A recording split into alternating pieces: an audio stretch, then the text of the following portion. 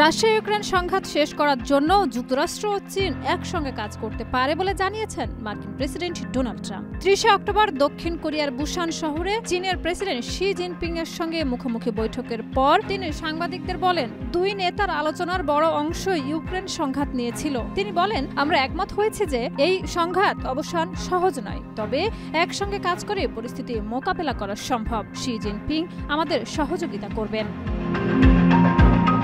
Donald Trump আরও উল্লেখ করেন,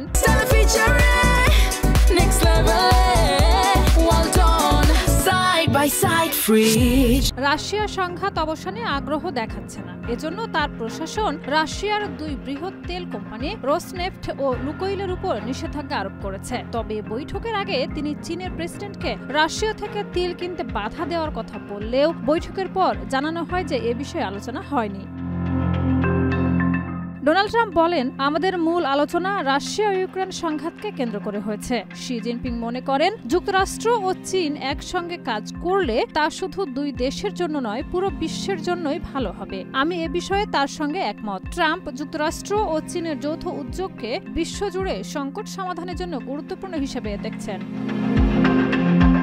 শাহিদা রুবি, মাই টিভি।